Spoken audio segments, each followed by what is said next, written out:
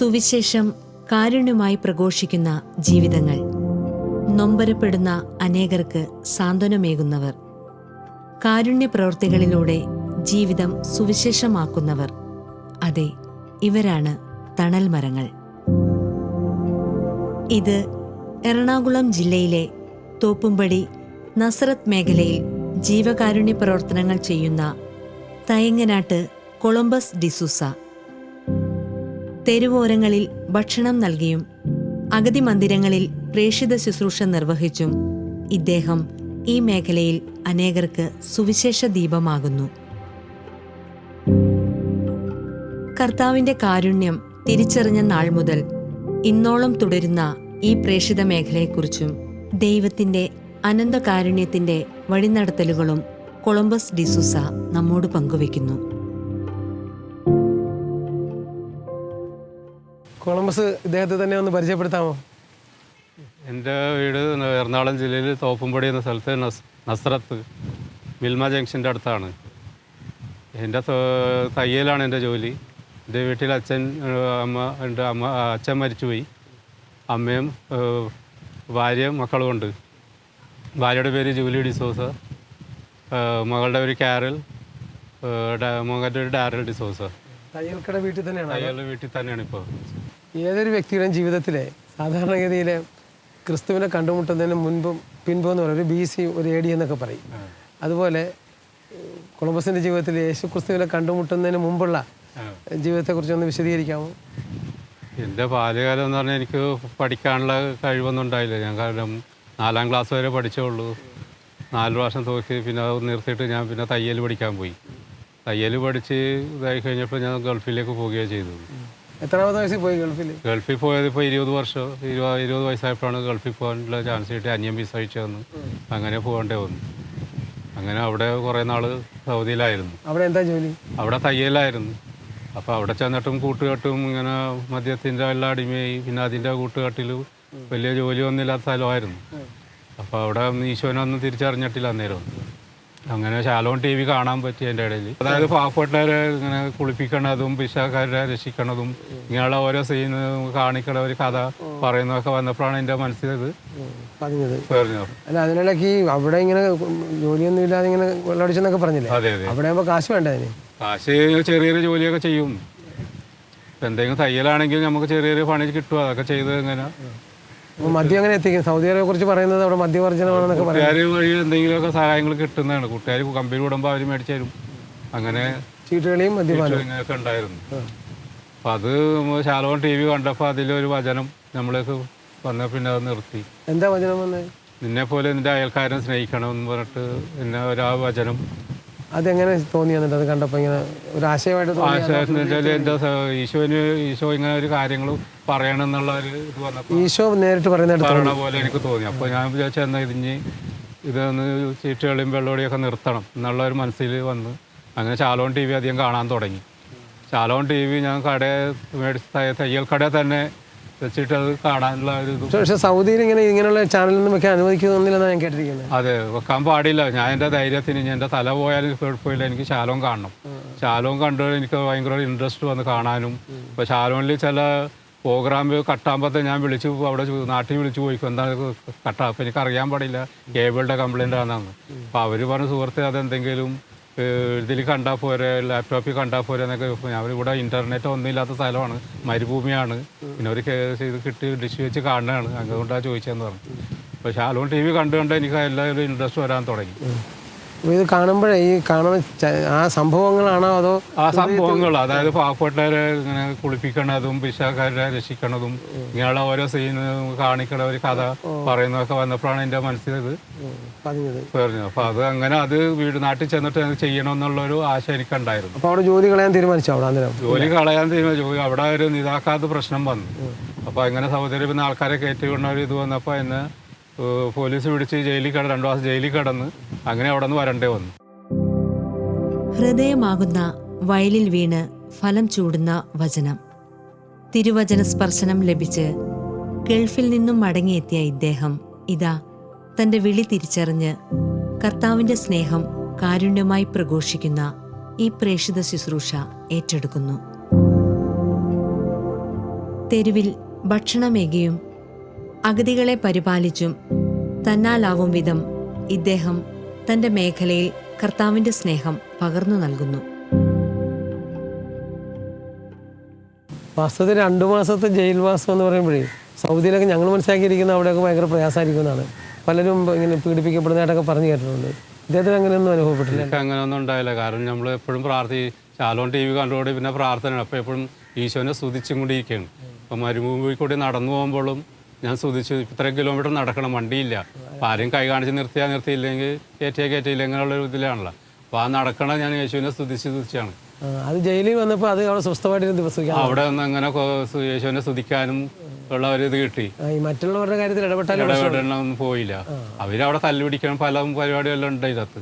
അപ്പോൾ അത് നമ്മളെ നോക്കാൻ പോയില്ല. നമ്മൾ എൻ്റെ കാര്യത്തിന് ശരിക്കും പറഞ്ഞാൽ അതൊരു നല്ല ധ്യാനത്തിന് ഉപകാരമായി. 2 മാസത്തെ ധ്യാനം. അതെ. ജയിലിൽ അതിനുശേഷം ഇവിടെ വന്നിട്ട് എങ്ങനെയായി? ഇവിടെ വന്നപ്പോൾ കയ്യിൽ പൈസ ഒന്നുമില്ല. അപ്പോൾ എങ്ങനെ ജീവിതം നമുക്ക് മുന്നോട്ട് പോകണം, ഇനി തയ്യൽ തുടങ്ങണം. അപ്പോൾ എന്ത് ചെയ്യുമെന്നുള്ള ഒരു ഇതായിരുന്നു. പ്രയാസം മനസ്സിലുണ്ടായി. എനിക്ക് ജോലി ചെയ്യാൻ പറ്റുമോ എന്നോ. കാരണം ഒരു ഗൾഫിലൊക്കെ ഞാൻ വെട്ടി കൊടുക്കാണ്ട് തയ്ച്ചിട്ടില്ല. ഇവിടെ വന്നപ്പോൾ തയ്ക്കാൻ ഉള്ളൊരു ചാൻസായി. പിന്നെ തയ്ക്കേണ്ടി തന്നെ വന്നു. എല്ലാ ജോലിയും ചെയ്യണമല്ലോ. പിന്നെ അവിടെ പണിക്കാർ ഇരുത്തിയായിരുന്നു. പിന്നെ നമ്മൾ സ്വന്തമായിട്ട് ചെയ്യണം. അങ്ങനെ ഒരു ആശുപത്രി, ഇവിടുത്തെ ഒരു ഗൗതം ആശുപത്രിയിലെ വർക്ക് കിട്ടി. ആ വർക്ക് ചെയ്യാൻ നമുക്ക് ഇപ്പോൾ എനിക്ക് മെഷീനൊന്നും ഇല്ലാതെ എൻ്റെ മരുമോനും അനിയന്മാരും കൂടിയാണ് എനിക്ക് മെഷീനൊക്കെ മേടിച്ച് തന്നത്. അങ്ങനെ ആ തയ്യൽ അവിടെ വീട്ടിൽ തുടങ്ങാനും പിന്നെ അയാൾ മുന്നോട്ട് പോകാൻ വേണ്ടിയിട്ട് ഇപ്പോൾ മദർ മേരി എന്നുള്ള ഒരു കൂട്ടായ്മ വന്ന്. അല്ല ഇതുകൊണ്ട് തന്നെ ഇതങ്ങനെ ജീവിച്ചിരിക്കുമ്പോൾ തന്നെ ചെയ്തു അല്ലേ? അതെ. മദർ മേരി കൂട്ടായ്മയായിട്ട് വരാനായിട്ടുള്ള കാരണം എന്തായിരുന്നു? അത് മദർ മേരി അപ്പോൾ മനസ്സിൽ ഇങ്ങനെ എന്തെങ്കിലും ചെയ്യണമല്ലോ, നമുക്ക് എന്തെങ്കിലും ചെയ്യണം. അപ്പോൾ ആദ്യം ഞാൻ കുറച്ച് പൈസ വെച്ച് ശാലോൺ TVക്കാൻ എന്ത് ചെയ്യണമെന്നായിരുന്നു എൻ്റെ മനസ്സിൽ. അപ്പോൾ കുറച്ച് കലണ്ടർ മേടിച്ച് ആദ്യം എല്ലാവർക്കും കൊണ്ടുപോയി കൊടുത്ത്. അപ്പോൾ അങ്ങനെ അത് എല്ലാ കൊല്ലം കൂടി ആ ശാലോമയോടായിട്ട് എനിക്കൊരു ഇതായിട്ടുണ്ട്. അപ്പോൾ ശാലോമിലെ കാര്യങ്ങൾ കേൾക്കാനും. ഇപ്പോൾ സൗദിയിൽ തന്നെ നമ്മൾ ശാലോം കേട്ടാൽ തന്നെ വീട്ടിൽ വിളിച്ചു തരും. ഇവിടെ ഇന്നൊരു പ്രോഗ്രാം പെട്ടെന്ന് കേൾക്കെല്ലാവരും. ഇവിടുത്തെ ആൾക്കാർക്ക് അതിനുള്ള ഇൻട്രസ്റ്റ് ഉണ്ടാകുന്ന നമ്മൾ അറിയണില്ല. അപ്പോൾ എൻ്റെ പള്ളിയിലെ ഷൂട്ടിങ് നടന്നതും അതൊക്കെ വിളിച്ചു പറയും. പള്ളിയിലെ ഇവിടെ കുർബാന കാണിക്കണം, നമ്മുടെ പള്ളിയെ കാണിക്കണം. ഇവിടെ ആൾക്കാർ ഞങ്ങൾ കണ്ടാണെന്ന് പറഞ്ഞിട്ട് അവരങ്ങോട്ട് ഇതാക്കാണ്. അപ്പോൾ എനിക്ക് അത്രയും ഇൻട്രസ്റ്റാണ് ആ ശാലോം കാണുന്നതും ഒരിതായിട്ട് നിൽക്കണമെന്നുള്ളതാണ്. അപ്പോൾ അങ്ങനെ മദർ മേരിയിലേക്ക് വന്നപ്പോൾ കൊത്തലങ്കോയിൽ കൊണ്ടുപോയി എന്നെ കുളിപ്പിക്കണ ഇതെല്ലാം കാണിച്ചു തന്നെ. പിന്നെ കുളിപ്പിക്കാൻ പോകണം. അപ്പോൾ നെൽസൺ ചേട്ടനും റോയും തേജസും ഒക്കെ ഉണ്ടായിരുന്നു. ആ സമയത്ത് ജോഷി ഇവരെല്ലാവരും ഉണ്ടായിരുന്നു. അവരൊക്കെയാണ് എന്നെ ഇങ്ങനെല്ലാം കാണിച്ചു തന്നു. പിന്നെ അവരുടെ കൂടെ നടന്ന് ഓരോ കാര്യങ്ങൾ ചോറ് കൊടുക്കാനും എറണാകുളത്തൊക്കെ പോയി ചോറ് കൊടുക്കാനും അങ്ങനെ പല കാര്യങ്ങളും അനുഭവങ്ങളും നമുക്ക് അവിടെ നിന്ന് കിട്ടുകയാണ്. കൊത്തലങ്കോ പ്രദേശം എന്ന് പറഞ്ഞാൽ എവിടെയാണ്? അവിടെ എന്തൊക്കെ സംഭവിക്കുന്നത് പറയാമോ? ആരൊക്കെ ഉണ്ട് അവിടെ? എങ്ങനെ? അവിടെ പള്ളുരുത്തി കൊത്തലങ്കോയാണ് ആണുങ്ങളുടെ ഇതാണുള്ളത്. അപ്പോൾ അവിടെ അങ്ങനെയുള്ള അന്തേവാസികളാണ്. അപ്പോൾ അവർ ഓരോരുത്തർ വഴിയിൽ നിന്ന് കിട്ടിയവരും ഓരോരുത്തർ കൊണ്ടേ കൊടുത്തവരൊക്കെ ആയിട്ടാണ് അവിടെ നിൽക്കുന്നത്. അല്ല, അങ്ങനെ നിൽക്കുന്നവരെ ഏത് തരത്തിലുള്ള ആൾക്കാർ? മാനസിക രോഗികളാണോ അതോ ആരും ഇല്ലാത്തവരാണോ? ആരും ഇല്ലാത്തവരുണ്ട്, മാനസിക രോഗിയും ഉണ്ട്. അപ്പോൾ അവർക്ക് സ്വന്തമായിട്ടൊന്നും ചെയ്യാൻ പറ്റാത്തവരാണ്. ഞാൻ പൊതുവെ കേട്ടിരിക്കുന്ന അവിടെ കൂടി ഓട്ടിസം ഒക്കെ ബാധിച്ച ഒത്തിരി പേരുണ്ട്. ഞാൻ അവിടെ ഒരിക്കൽ അങ്ങനെ ഇല്ല. ഇവിടെ ഓട്ടീസം ആയിട്ടുള്ള അങ്ങനെ ഇല്ല. അവിടെ ഇങ്ങനെ മാനസികമായിട്ട് അവർക്ക് സ്വന്തമായിട്ടൊന്നും അറിയാൻ പാടില്ല, അവർക്കൊന്നും ചെയ്യാൻ പറ്റില്ല, അങ്ങനെയുള്ള ആൾക്കാരാണ്. അപ്പോൾ അതുകൊണ്ടാണ് ഞങ്ങൾ അവിടെ പോയി കുളിപ്പിച്ച് കൊടുക്കുന്നത്. അവർക്ക് കുളിപ്പിച്ച് കൊടുക്കുകയും ഭക്ഷണം കൊടുക്കുകയൊക്കെ ചെയ്യുന്നത്.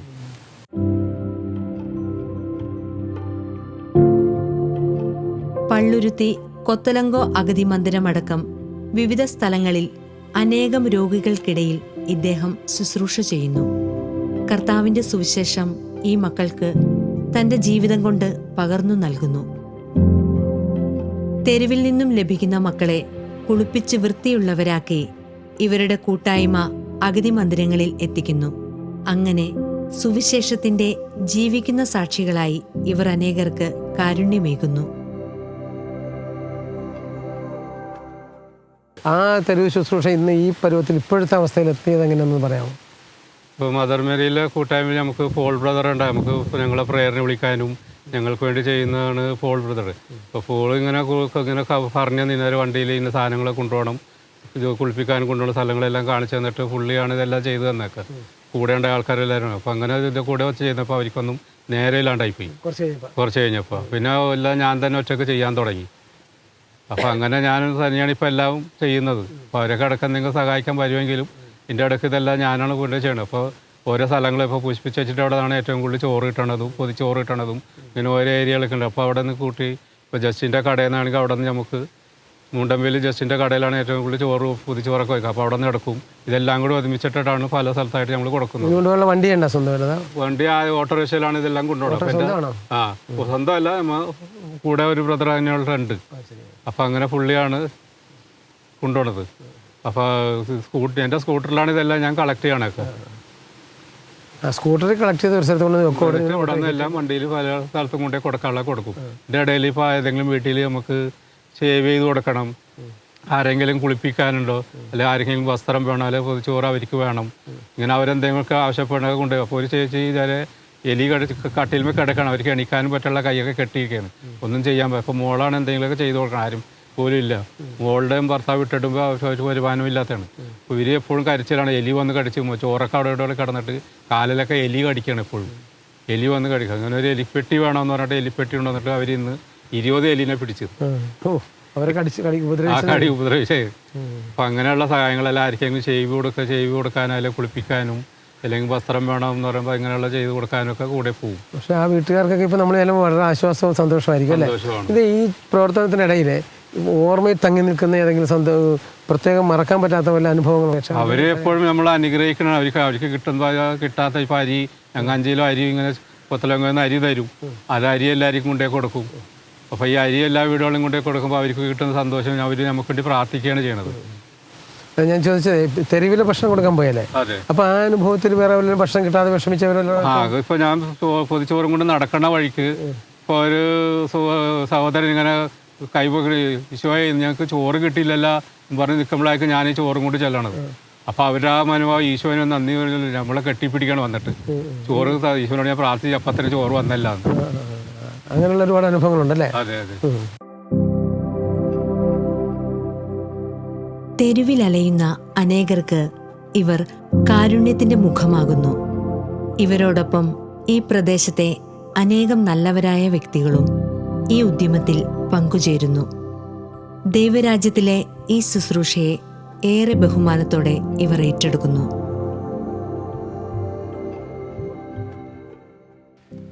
എൻ്റെ പേര് ജോഷി എന്നാണ്. ഞാനൊരു സാധാരണ വർക്ക്ഷോപ്പ് തൊഴിലാളിയാണ്. ഞാൻ ഈ ശുശ്രൂഷയിൽ ഇറങ്ങിയിട്ട് 6-7 വർഷത്തോളമായി. ഞാൻ കൊത്തലിങ്കോൽ പോകാൻ തുടങ്ങിയതിന് ശേഷമാണ് കൊളംബസിനെ പരിചയപ്പെടുന്നത്. കൊളംബസിൻ്റെ ഒപ്പം പ്രവർത്തിക്കുന്നതെന്ന് വെച്ചാൽ ചോറ് കൊടുക്കാൻ പാവങ്ങൾക്ക് സഹായിക്കുന്നതും ഉച്ചഭക്ഷണം കൊടുക്കാൻ പോകുന്നതാണ് കൊളംബസ് ചെയ്തുകൊണ്ട് വന്നത്. അതിൻ്റെ കൂടെ ഞാനും സഹായിക്കാൻ കൂടി. ആ ഒരു സംഭവം എനിക്ക് വളരെ മനസ്സിന് തൃപ്തികരമായി തോന്നി. എന്ന് വെച്ചാൽ നമുക്ക് സാമ്പത്തികമായി ചെയ്യാൻ പറ്റിയില്ലെങ്കിലും ശാരീരികമായും നമ്മൾ കഴിയുന്ന സമയങ്ങളിൽ, ഞാൻ ജോലിയിൽ നിൽക്കുമ്പോൾ തന്നെയാണ് ഇതിനെല്ലാം സമയം കണ്ടെത്തുന്നത്. ആ സമയങ്ങളിൽ ഞാൻ ഇവർക്ക് ഉച്ചഭക്ഷണം കൊളംബസ് തരുന്ന ഈ പൊതികെട്ടുകളുമായി എല്ലായിടങ്ങളിൽ കൊണ്ടു കൊടുക്കാറുണ്ട്. എൻ്റെ മനസ്സിനെ സംതൃപ്തിപ്പെടുത്തുന്നത് ഞാൻ ഈ കൊച്ചു ശരീരവും ഈ ഒരു ജന്മം കൊണ്ട് സാമ്പത്തികമായി മറ്റുള്ളവർക്ക് നൽകാൻ കഴിഞ്ഞില്ലെങ്കിലും ദൈവം തന്ന ഈ ശരീരം കൊണ്ട് എനിക്ക് അവരെ സഹായിക്കാൻ, എൻ്റെ മനസ്സിനെ തൃപ്തിപ്പെടുത്താൻ എനിക്കിത് പറ്റുന്നുണ്ട്. ഇപ്പം കൂടെ നേരത്തെ ശുശ്രൂഷ ചെയ്യുന്ന പലരും വിട്ടുപോയെന്ന് പറഞ്ഞില്ലേ? എൻ്റെ ഈ അനുഭവത്തിൽ അങ്ങനെയാണ്. ധാരാളം പേര് തമ്പുരാൻ്റെ സ്പർശനം കിട്ടി വരുന്നുണ്ട്, പക്ഷേ പലരും നിലനിൽക്കുന്നില്ല. അപ്പോൾ അങ്ങനെ നിലനിൽക്കണമെങ്കിൽ ദൈവത്തോട് നിരന്തരമായി ബന്ധപ്പെടാനുള്ള പ്രാർത്ഥനാ ജീവിതവും വചന പഠനവും കൂതാശകളൊക്കെ വേണം. അത് ഇദ്ദേഹത്തിൻ്റെ ജീവിതത്തിൽ എങ്ങനെയാണെന്നൊന്ന് പറയാമോ? അത് നമ്മുടെ ഞങ്ങളുടെ കൂട്ടായ്മയിൽ ഇങ്ങനെ പറഞ്ഞിട്ടുണ്ടായിരുന്നു. നമ്മൾ ആഴ്ചയിൽ ഒരു ദിവസം പൊതിച്ചോറ് കൊടുക്കണം, ഒരു ഉപവാസം കൊടുക്കണം, പ്രാർത്ഥനയൊക്കെ ഉണ്ട് വേണമെന്ന് പറഞ്ഞു. അപ്പോൾ അത് ഞാൻ പാലിക്കുന്നു. അപ്പോൾ നമ്മൾ ശാലോൺ TV വൈകുന്നേരം ആകുമ്പോൾ കൊന്ത എത്തിക്കാനും അതിൻ്റെ കൂടെ നിന്ന് പ്രാർത്ഥനയും രാവിലെ മുടങ്ങാണ്ട് പള്ളിയിൽ പോവും. ഇങ്ങനെയുള്ള സവിശേഷതയുണ്ട്. അതെ, 4ാം ക്ലാസ് വരെ പഠിച്ച് ഇദ്ദേഹത്തിന് പുസ്തകം നോക്കി പ്രാർത്ഥിക്കാൻ ഒക്കത്തില്ലല്ലോ. അതെ, അതുകൊണ്ടല്ലേ. അപ്പം അതിനാണ് ശാലോൺ TV അവര് പ്രാർത്ഥനകൾ വരും, അത് കേട്ട് അത് തന്നെ അതിൻ്റെ കൂടെ പ്രാർത്ഥിക്കും. വചനമൊക്കെ അങ്ങനെ ഓരോ കിട്ടിയൊക്കെ അതിലൊരു വായിച്ച് ഇങ്ങനെ മനസ്സിലാക്കിയൊക്കെ എടുക്കും.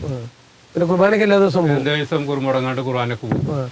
അപ്പം ഇങ്ങനെ ഒരു സുശിക്ഷിതമായ ജീവിതശൈലി ഉള്ളതാണ് ഇദ്ദേഹത്തിൻ്റെ നിലനിൽപ്പിന് വാസ്തവത്തിൽ കാരണമേ. അല്ലാതെ പലപ്പോഴും ശുശ്രൂഷയും ഭയങ്കര ഹിമാലയം പോലെ ഉയർന്നു വന്നേച്ചും അവസാനം താഴ്വാരം പോലെ ആയിപ്പോണ ആൾക്കാരുണ്ട്. പക്ഷേ ഇദ്ദേഹത്തിന് അധികം വിദ്യാഭ്യാസം ഇല്ലെങ്കിലും വാസ്തവത്തിൽ ഇദ്ദേഹം ഇങ്ങനെ നിലനിർത്തുമ്പോഴതിൻ്റെ രഹസ്യം ഇതാണ്, ഈ ദൈവത്തോടുള്ള ബന്ധമാണ്. പിന്നെ അതോടൊപ്പം തന്നെ ഈ ദൈവ സാന്നിധ്യം അനുഭവിക്കാൻ പറ്റുന്നുണ്ടോ ജീവിതത്തിൽ?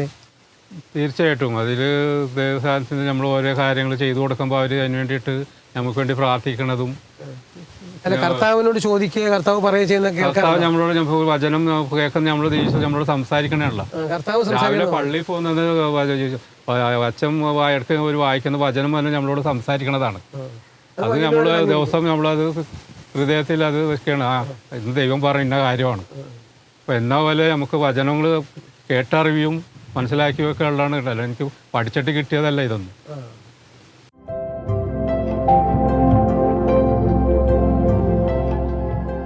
കർത്താവിന്റെ കാരുണ്യം ജീവിതം കൊണ്ട് പ്രഘോഷിക്കുന്നവർ, സുവിശേഷത്തെ സ്നേഹമായി പ്രഘോഷിക്കുന്നവർ, കണ്ണീരണിഞ്ഞവർക്ക് ആശ്രയമേകുന്നവർ, അതെ, തണൽ മരങ്ങൾ. ഇങ്ങനെയാണ് അനേകർക്ക് നന്മയായി മാറുന്ന ചിലരുടെ ജീവിത ചിത്രങ്ങൾ.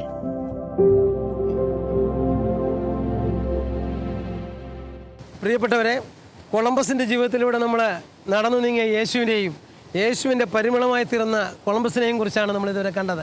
അദ്ദേഹത്തിന് ഏതാണ്ട് 20 വയസ്സ് പ്രായം വരെ യേശു എന്ന പ്രകാശത്തെ കണ്ടുമുട്ടാതെ ജീവിച്ച കാലം, ചീട്ടുകളിയിലോ മറ്റു ലോകസുഖങ്ങളോ ജീവിച്ച ആൾ.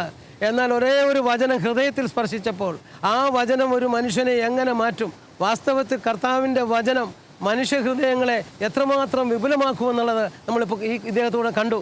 അദ്ദേഹത്തിൻ്റെ ഹൃദയത്തിലേക്ക് ദൈവത്തിൻ്റെ വചനമാകുന്ന വിത്ത് വീണപ്പോൾ അത് മുളച്ച് അന്ന് അതൊരു പക്ഷേ ഒരു കടുകുമണി പോലെ വന്നെങ്കിൽ ഇന്ന് വളർന്നൊരു വലിയ വൃക്ഷമായ സംഭവമാണ് നമ്മൾ കാണുന്നത്. തെരുവീതിയിൽ അനേകർക്ക് ആശ്വാസമായി, അതോടൊപ്പം തന്നെ വൃദ്ധമന്ദിരങ്ങളിൽ ആശ്വാസമായി.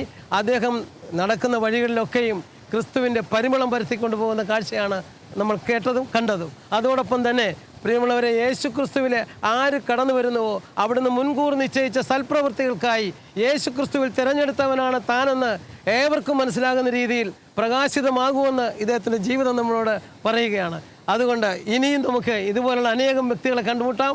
ഈ തണൽ മരങ്ങൾ എന്ന പ്രോഗ്രാം ഇന്ന് ഈ എപ്പിസോഡ് ഇവിടെ അവസാനിക്കുന്നു. പുതിയൊരു സന്ദേശവുമായി, പുതിയൊരു വ്യക്തിയുമായി നമുക്ക് അടുത്ത ആഴ്ചയിൽ കണ്ടുമുട്ടാം. കൊളംബസ്, ഏറെ സന്തോഷമുണ്ട് ഞങ്ങളോട് സഹകരിച്ചതിന്.